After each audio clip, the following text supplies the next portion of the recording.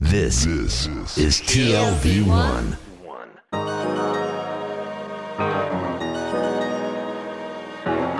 The Tel Aviv Review.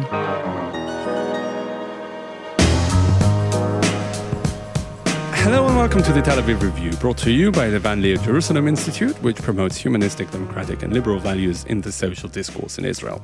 I'm your host, Gilad Halpern. My partner in crime, Dalia Shendlin, is away today and will be back with us shortly. My guest today is a historian of the Middle East. He is a research fellow at the Forum for Regional Thinking and a translator for the Van Leer Institute's Maktoob series of Arabic literature into Hebrew. He specializes in the Yazidis. It's an ethnic and religious minority group in Iraqi Kurdistan. They were propelled to the top of the world news in 2014 when Islamic State troops invaded their communities and carried out terrible atrocities that some have termed genocide. Idan Barir, hello and welcome to the Tel Aviv Review. Hello, Gilad. So the story of the Yazidis is a very interesting one because they are an oppressed minority living among an oppressed minority, that is the Kurds. So what can you tell us about them, about that specific group, specifically in the ethnic and political context in which they live? They're an oppressed minority living between the oppressing majority and a formerly oppressed minority, which are the Kurds.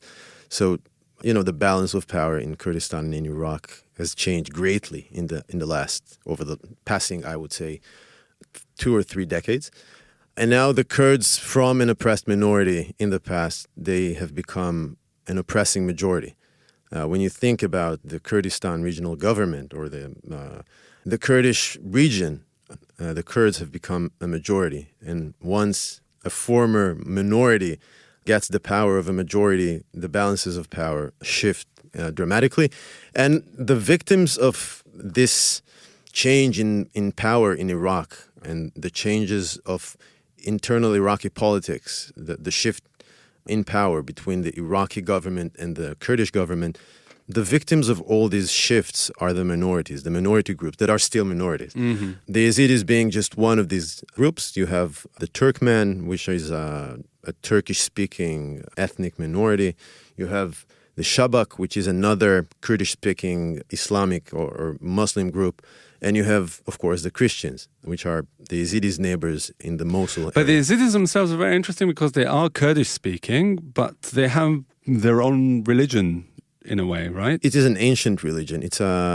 I'm calling it the last sun religion in the world. It's a remnant of the widespread natural religions of Mesopotamia, of old Egypt, and this entire area. I mean, when you think about it, most of the people in this region, in the modern-day Middle East, were once sun worshippers. And the Yazidis are probably the last group that still worships the sun. The problem with the Yazidis, what brought groups like ISIS, and before ISIS we had, remember, Al-Qaeda, those Islamist groups have a big misunderstanding with the Yazidis. So in the Quran, there is a certain verse saying that God demanded the archangel Azrael, that's his name in Arabic, to bow to Adam, to the first human being. And when Azrael, this archangel, refused to bow down to Adam, his punishment in the Quran was sending him away from heaven, from the vicinity of God, and opening for him hell. So the archangel who formerly was called Azrael became Iblis, Satan. So the Yazidi religion or the Yazidi tradition holds a very similar story of God, Khudeh, it's not Allah in the Yazidi tradition, it's Khudeh, the God who invented himself or created himself. Khudeh demanded the archangel, Tawsimelech, that was his name, to bow down to Adam, to his first created human being.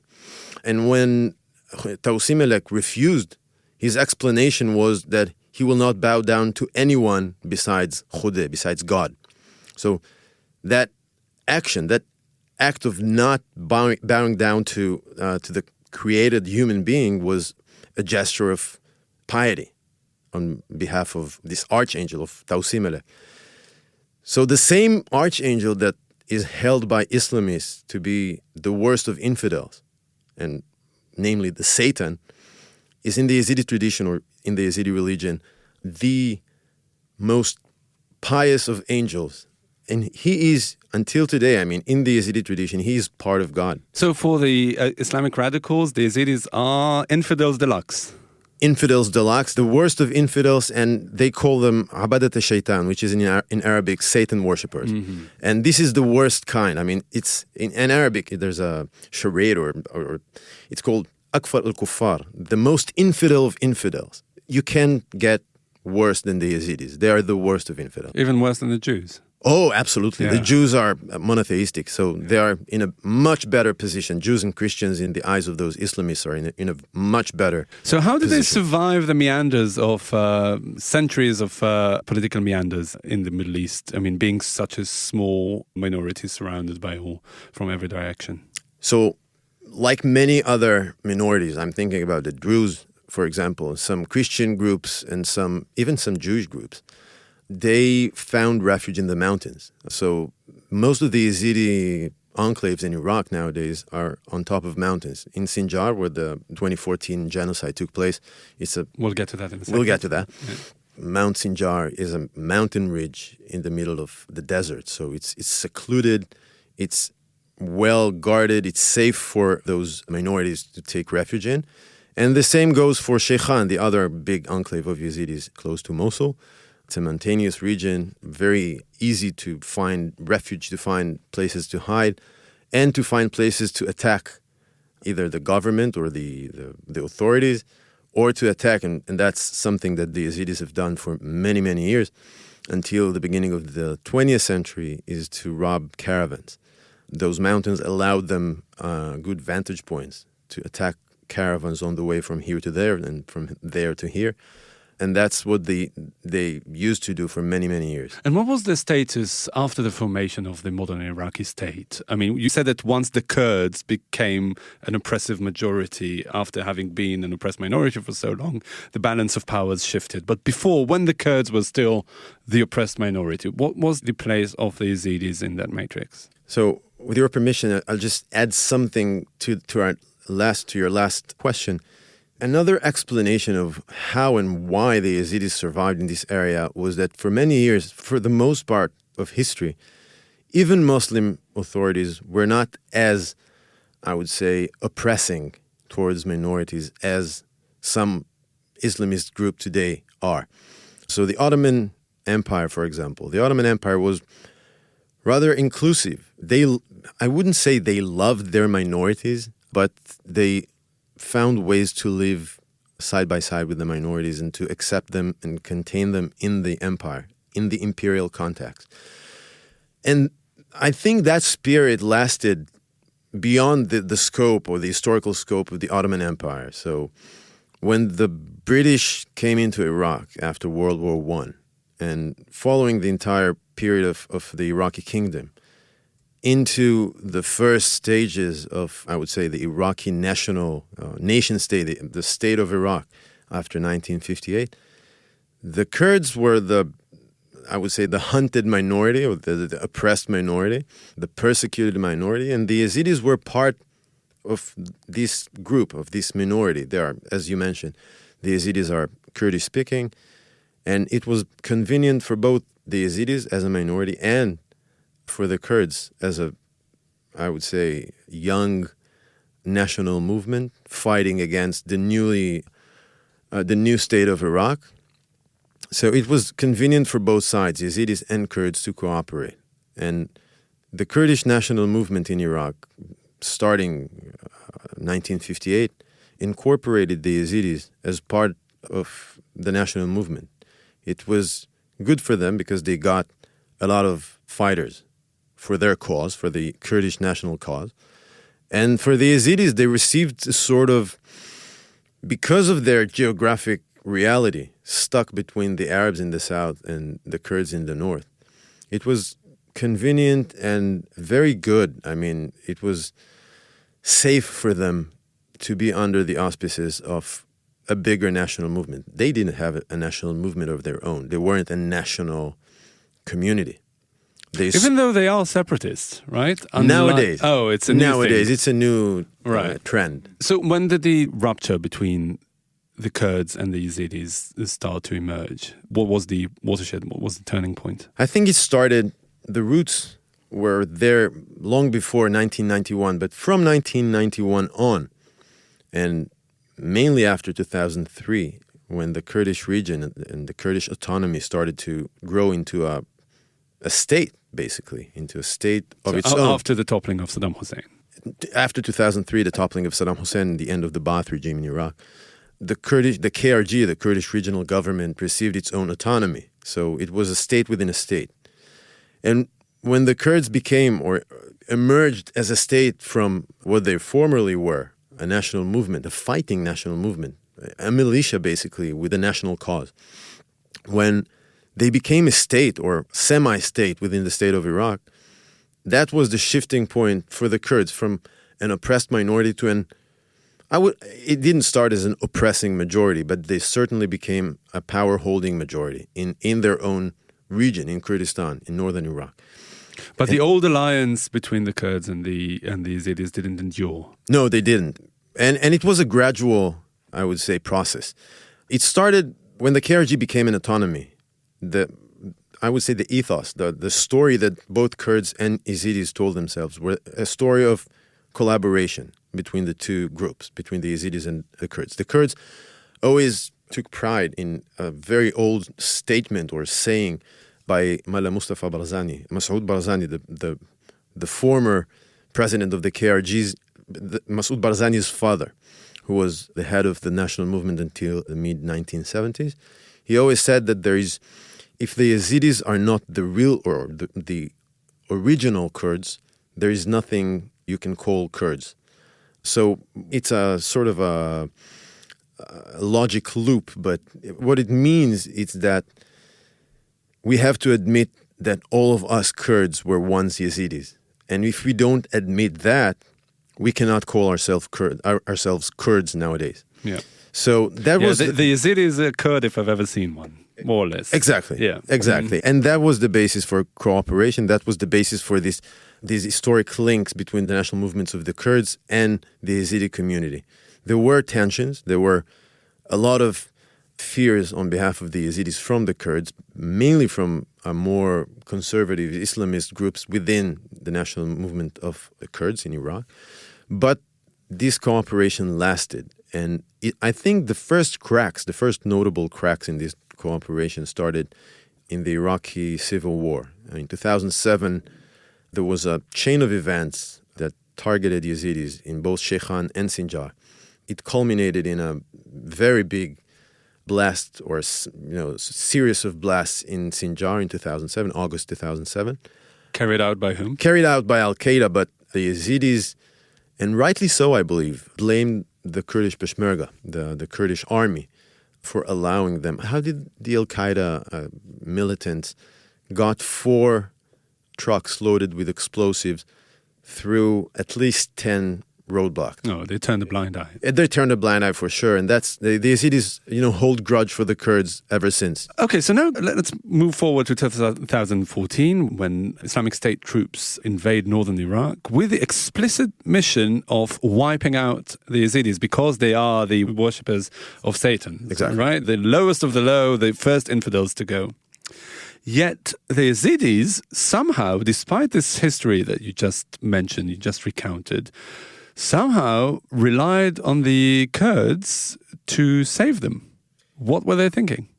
They had their doubts. I mean, as I said, they've had doubts, the Kurds in general and the Peshmerga's loyalty to Yazidis for many years before 2014. But the problem was that the Kurds didn't allow Yazidis to carry guns at all, in Sinjar or elsewhere. So the people of Sinjar, even if they wanted to make up their own militias, fighting groups, whatever, they couldn't do it because they had, or at least they legally had, no guns. Formally, they shouldn't have carried any guns at all. So in the summer of 2014, the only thing they really had to do, or the only option they had, was to go to the Peshmerga and beg for their protection. And that's what basically the Peshmerga told them. You have nothing to worry about. We're going to still defend you, the Yazidi community, and the Sinjar area. We are prepared for any attack, and we'll stay here with you until, there's nothing to worry about. Yeah, so it was basically a choice between two evils. It was. Either to submit completely or to rely on but we have an to be unreliable fair. defender. But we have to be fair. Between ISIS and the Kurds, of course, the Kurds are much more logic. Yeah, but it didn't help them much in real time. I think most of the Yazidis really hoped for the best. They really hoped right before the attacks of the ISIS attacks. They really believed that the Peshmerga will defend Sinjar. But many of them, when the attack started, were driven out to refugee camps, either in neighboring countries or to the west. That took a couple of months before it happened. Before that, they were stranded on Mount Sinjar for a couple of weeks. So it wasn't two separate incidents, a few people who were driven out and the others who were stranded on the mountaintops. No, whoever... It's basically the same people who, after being besieged and stranded on the mountaintop, ended up in refugee camps. In refugee camps. In IDP camps, it's more accurate to say. IDP camps within their home country. And some of them tried and still are trying to move to Europe, to the European dream of going out of Iraq and the Kurdistan region. But the thing was that after the attacks that took place between August 3rd and August 15th, formally, they took place in those 2 weeks, but the people were stranded on the mountain and besieged by ISIS militants for 2 or 3 weeks afterwards, until the end of August. They were released from the mountain by the Syrian Kurdish groups, the YPG, YPG, PKK, all these militias from Syria and Turkey, and were brought back to Iraqi Kurdistan through Syrian territories. So it started as a siege on the mountain. To safety? Why were they brought back to Iraq? I believe that everyone thought that it was safety, but I think we are... 4 years have passed. More than 4 years have passed since the summer of the horrible summer of 2014, and still we see that most of the Yazidis are still in the exact same condition, and remaining in the exact same condition, and in the exact same, or maintaining the same trauma in those IDP camps in Iraqi Kurdistan for so long is always going backwards. The Yazidi community nowadays have future. They have no prospects of returning to Sinjar. They have no hopes for returning to Sinjar because they see Sinjar as it is. It's completely... It's but a mess. Why? ISIS has been all but wiped out. It was wiped out, but Sinjar as well was wiped out. The city of Sinjar and the entire vicinity. But they have no hopes to rebuild it. It was home for 500,000 Yazidis, more or less. And going back, there are a lot of videos on YouTube, for example. You can see how the region, the area is now looking completely demolished. What once was lively cities or towns in Sinjar are now just demolished, wiped out. Mm-hmm. You have nowhere to return, no infrastructure, no human infrastructure. There are no schools, no hospitals, nothing, and no running water. So there's basically no hope for Yazidis to go back to Sinjar. People are going back. You have a couple of thousands of Yazidis that went back to Sinjar on their own initiative. And they are living, I would say, an 18th, 17th century lives in the 21st century. But neither the central Iraqi government nor the autonomous Kurdish government have any interest to rebuild Sinjar and to try and at least restore some of the previous life they had. All those parties, both the Kurds and the Iraqi government pay lip service to their commitment to rebuild Sinjar, as they are, paying lip service to their commitment to rebuilding the entire region that was demolished and by ISIS. But the problem is that they have to choose between the places they want to rebuild first and the places they will rebuild last. And Sinjar, it's not a surprise to me. Sinjar is always kept to it will be the last in the bottom of the list. It won't happen anytime soon. So. And as normally is the case with such national traumas of this extent, the trauma finds its expression in the arts and more specifically here poetry. You translated and edited a collection of Yazidi poems that is entitled "I Own Nothing Save My Dreams," and maybe you can read out one of the poems that you translated. It's called Yazidi I Am, and it's by Haji Mershawi. Haji Khalat al-Mershawi. Yes, sorry about that. He's a good friend, and I want to give a proper credit to another good friend of mine called Michael Dickel, who helped me greatly in editing the English versions of these poems. The poem is called Yazidi I Am. I bear the pain of 74 genocides and 1,000,000 years of sobbing. My distinguishing marks are a shut mouth and a paralyzed will. The Creator does not know me, and no roadmap can contain me. The most merciful's angels abhor me. No indulgence will speak in my favor, and no Quranic verses will fortify my walls. I am the other's paved way to paradise. I apologize to everyone who killed me, if he did not make it to heaven. If he did make it, I expect no gratitude. Agony is inherent in my genes. Pain roots itself in my bloodstream. Gloom clothes itself in my body cells. I am destined to live only as the other pleases. I am destined to die only when the other pleases. Crucified on the ruins of God's memory, outcast from the living side of life, thrown like an agonizing lariat on the serrated blade of oblivion.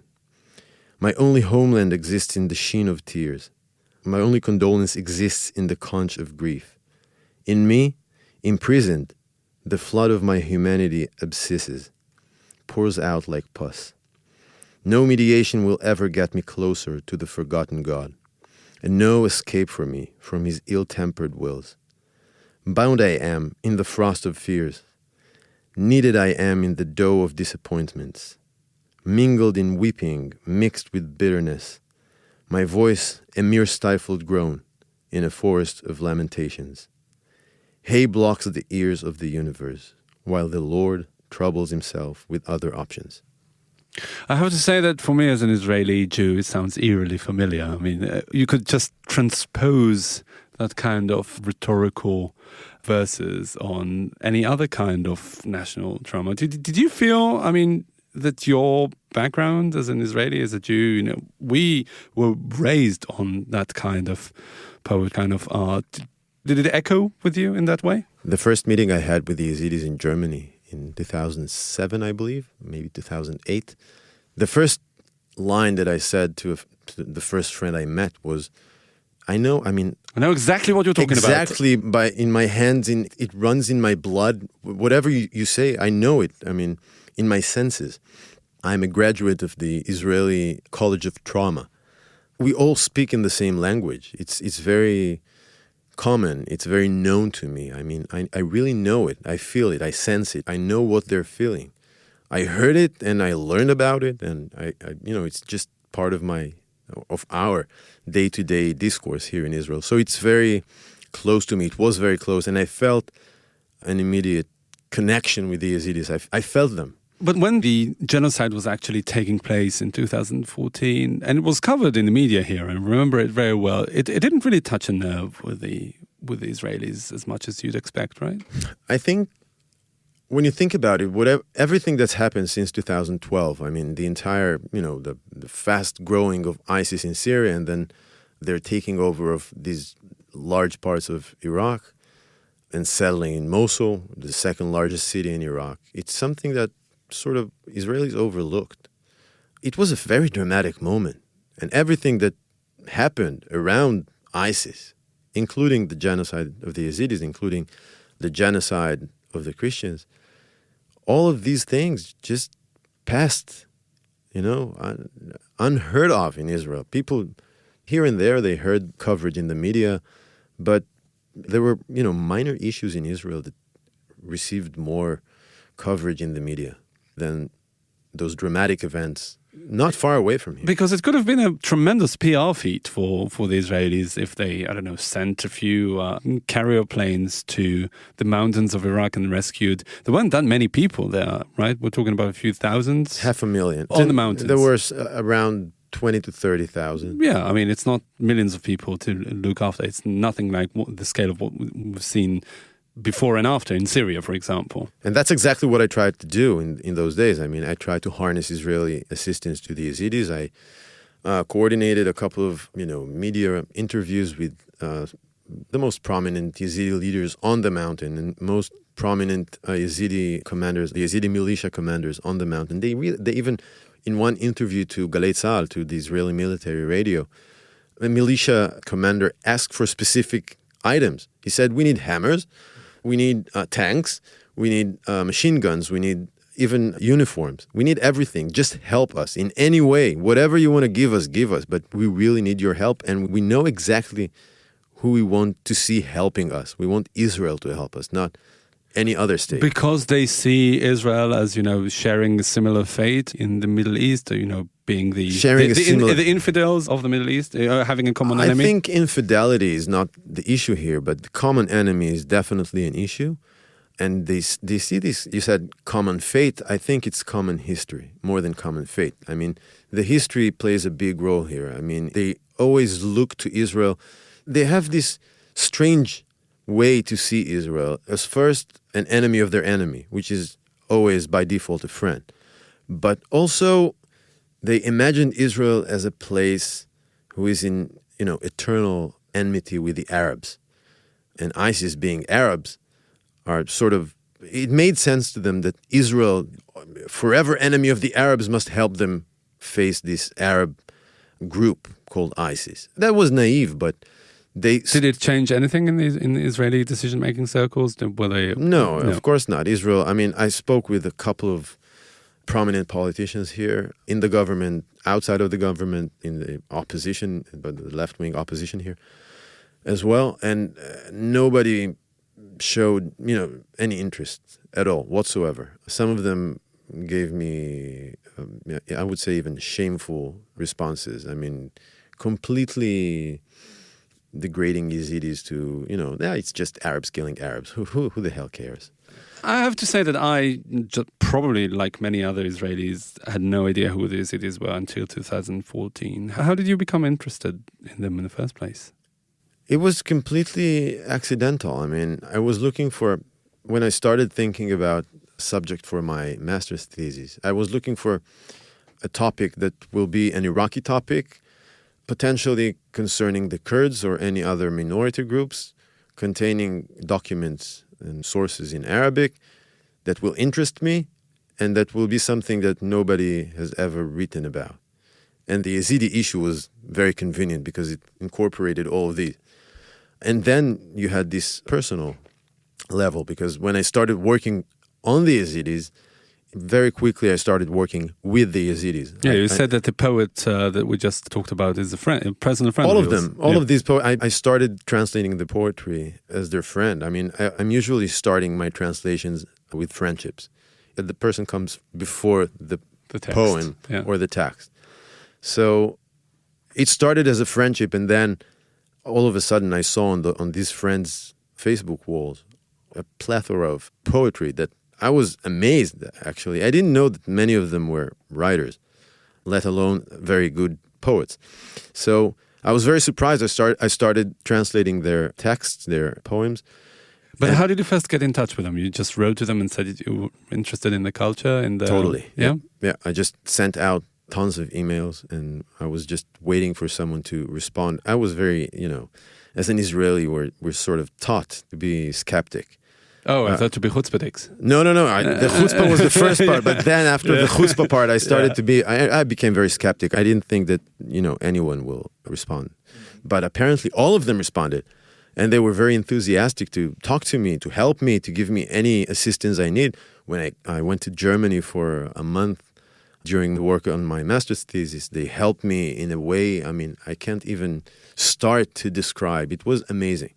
And it really became friendship that exceeded the scope of this master's thesis or any work that I, academically did on the Yazidis. It started and remained basically a friendship thing. All right. Idan Barir, historian of the Middle East, a research fellow at the Forum for Regional Thinking, and a translator for the Van Leer Institute's Maktoob series. Thank you very much for joining us today for this really fascinating discussion about the Yazidis. Thanks so much, Gilad. It was my pleasure. And also thanks to Gizem Ozdemir, our sound engineer, and to Itai Shelem, our producer. Now we have a small request. Many or most of you listen to us on the Apple Podcasts app, and we would like to ask you this. Please consider writing us a review. Just launch the app, select our podcast in the library section, scroll down to ratings and review, and then press write a review, and then, of course, write one. Also, you can support us by going to our website, that's tlv1.fm/Tel Aviv Review, and subscribing onto our Patreon campaign. We've got gifts for you and other perks as well. Check out our archive with almost 500 interviews. If you like what we do here, you can also like us on Facebook. Our page is called the Tel Aviv Review Podcast Ideas from Israel. And follow me and Dalia on Twitter. And of course, join us again next week for another edition of the Tel Aviv Review. And until then, goodbye.